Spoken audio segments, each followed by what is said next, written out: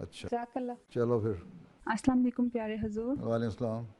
پیارے حضور، سب سے پہلے تو میں تمام مجلس بڑی شاہ رحمان گجرانوالہ کی طرف سے آپ کو السلام علیکم رحمۃ اللہ اور دعا کے لیے بھی کہنا چاہتی ہوں۔ وہاں کے حالات کچھ ٹھیک نہیں آج کہاں کل۔ کے؟ حضور ضلع گجرانوالہ کے۔ گجرانوالہ کے، ہاں پتہ ہے مجھے۔ اچھا، اللہ تعالیٰ فضل کرے وہاں کے حالات پہ۔ اور ان سب کی طرف سے السلام علیکم بھی۔ گجرانوالہ سے زیادہ بعض اور جگہوں پہ بھی اب بڑھ گئے ہیں اس سے زیادہ برے حالات۔ جی جی حضور اچھا، ایسے ہی اور ہے۔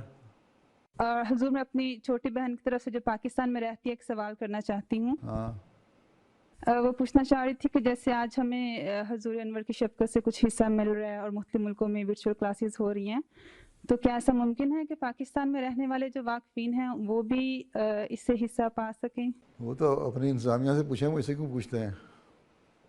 جی میں ٹھیک نے ہے۔ تو آپ کو نہیں کہا تھا، میں نے تو آپ کو بھی نہیں کہا تھا، آپ کی صدر صاحب میرے پیچھے پڑ گئی تھی، میں نے کہا چلو مان لیا۔ یہ تو ان پہ ڈیپینڈ کرتا ہے نا، ہیں؟ جی بس ان سے پوچھیں۔ وہاں ٹھیک ہے۔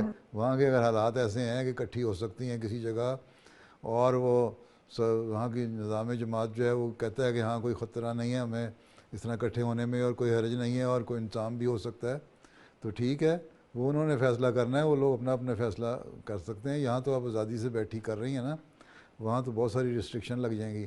آپ تو جمعے پہ تو آپ جا نہیں سکتی وہاں اکٹھی ایک جگہ، ہیں؟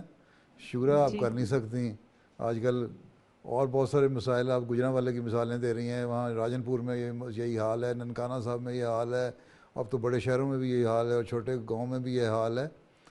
تو یہ تو حالات دیکھ کے فیصلہ ہوتا ہے کہ وہاں کر سکتی ہیں کہ نہیں، اور وہ حالات کے بارے میں صحیح معلومات وہاں کی انتظامیہ سے وہ رابطہ کریں، وہی بتا سکتے ہیں۔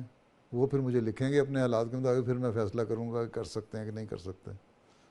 ٹھیک؟ جی حضور ٹھیک ہے، جزاک اللہ۔ ہاں